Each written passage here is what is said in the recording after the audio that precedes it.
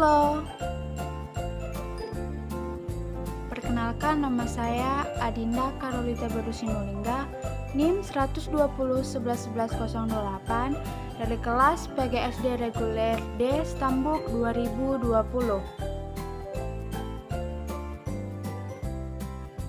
Nah, di sini saya akan membahas materi mengenai metode membaca permulaan di sekolah dasar. Apa saja sih metodenya itu? Mari kita simak. Nah, yang pertama itu ada metode abjad atau alfabet, di mana metode ini dimulai dengan menggunakan huruf-huruf secara alfabetis. Huruf-huruf dilafalkan sesuai dengan bunyinya. Untuk memudahkan peserta didik dalam menghafal huruf alfabet, biasanya huruf alfabet akan dinyanyikan. Seperti A, B, C, D, E, F, G, H, I, J, K, L, M, N, O, P, Q, R, S, T, U, V, W, X, Y, Z. Tetapi untuk kelas rendah tidak secara keseluruhan kita harus mengajari mereka huruf alfabet keseluruhan. Kita bisa memulainya seperti huruf A, huruf B, huruf C, huruf D, dan huruf E. Nah, contoh dari metode abjad atau alfabet ialah seperti di sini, yaitu huruf B dan A dibaca ba, huruf C dan A dibaca ca, sehingga dua suku kata tersebut dibaca menjadi baca. Nah, yang kedua ialah metode eja atau spelling method, di mana pengertiannya ialah belajar membaca yang dimulai dari mengeja huruf demi huruf. Metode eja didasarkan atas pendekatan kata, yaitu cara memulai mengajar membaca permulaan dengan kata-kata. Contoh dari metode eja ini ialah huruf B, huruf U, huruf D, huruf I. BU, bu, DI, di, sehingga dilafalkan budi.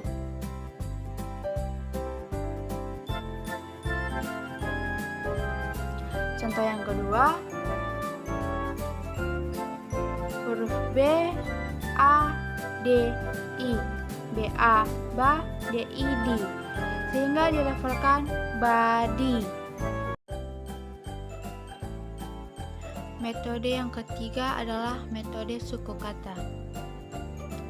Metode ini diawali dengan pengenalan suku kata seperti babi, bu, bebo, caci, cu, ceco, dadi, du, dedo, dan seterusnya. Kemudian dari suku kata tersebut dirangkai menjadi kata-kata yang bermakna. Misal, babi cuci dada, babu caci duda, babi caca dadu, baca cucu didi. Kemudian ditindaklanjuti dengan proses pengupasan atau penguraian bentuk-bentuk menjadi satuan daftar kecil di bawahnya.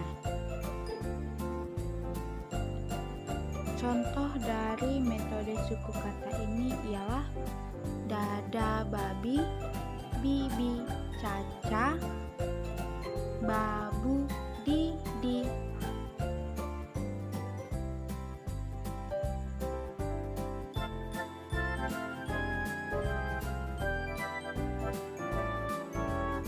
Metode yang keempat adalah metode kata. Metode ini diawali dengan pengenalan kata yang bermakna, fungsional dan kontekstual. Sebaiknya dikenalkan dengan kata yang terdiri dari dua kata terlebih dahulu.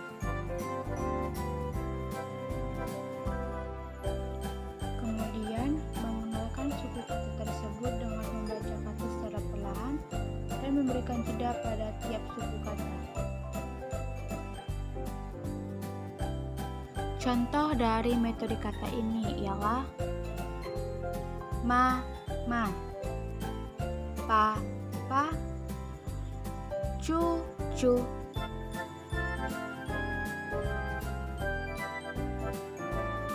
Metode yang kelima ialah metode kalimat atau global. Metode global adalah cara belajar membaca secara utuh. Peserta didik menguraikan kalimat menjadi kata, menguraikan kata menjadi suku kata, dan menguraikan suku kata menjadi huruf. Metode ini didasarkan pada pendekatan kalimat. Metode global dapat juga diterapkan dengan gambar maupun dengan kalimat tanpa bantuan gambar.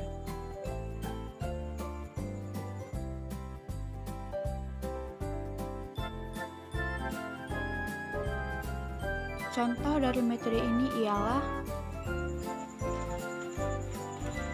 ini kuda, ini kuda ada,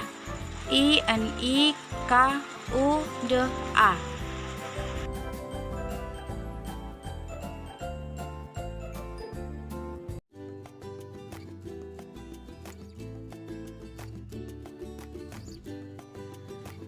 Dan yang keenam adalah metode SAS atau Structural Analytic Synthetic,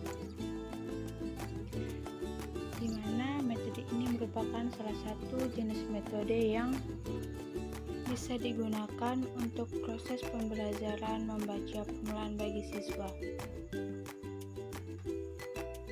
Menurut Solhan dan kawan-kawan, pembelajaran membaca permulaan dengan metode ini mengawali pelajarannya dengan menampilkan dan memperkenalkan sebuah kalimat utuh. Metode SAS ini adalah metode yang disediakan untuk belajar membaca di kelas permulaan SD. Dalam proses operasionalnya, metode ini mempunyai langkah-langkah berlandaskan operasional dengan urutan, struktural, menampilkan keseluruhan dan memperkenalkan kalimat yang utuh, analitik, melakukan proses penguraian, sintetik, melakukan penggabungan kembali pada bentuk struktural semula. Proses penguraian dan penganalisisan dalam metode SAS yaitu yang pertama, kalimat menjadi kata, yang kedua, kata menjadi suku-suku kata, dan yang ketiga, suku kata menjadi huruf-huruf. Metode ini sejalan dengan prinsip linguistik atau ilmu bahasa yang memandang satuan bahasa terkecil untuk berkomunikasi adalah kalimat. Metode ini juga mempertimbangkan pengalaman berbahasa anak. Oleh karena itu, pengajaran akan lebih bermakna bagi anak karena bertolak dari sesuatu yang dikenal dan diketahui anak. Dan terakhir, metode ini sesuai dengan prinsip inquiry atau menemukan sendiri. Anak mengenal dan memahami sesuatu berdasarkan hasil temuannya sendiri.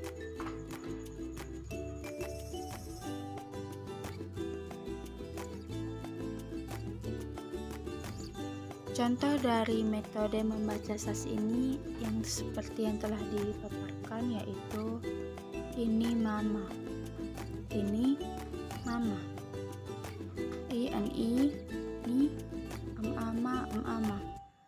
ini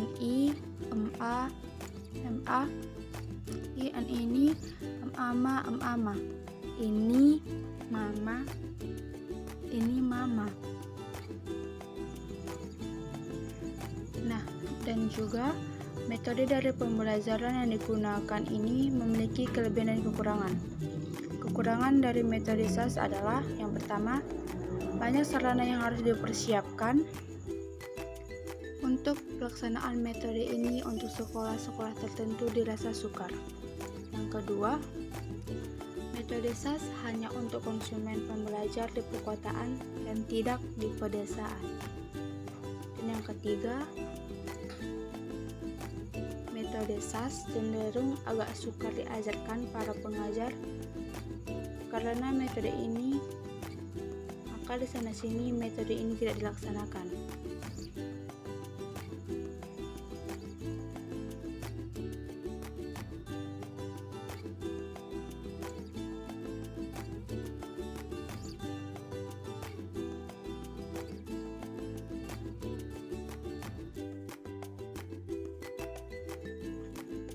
Baiklah,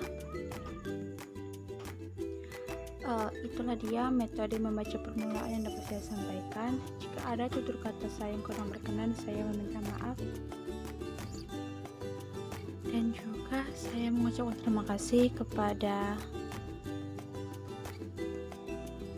kalian semua yang telah menyempatkan waktu untuk menonton video ini. Terima kasih.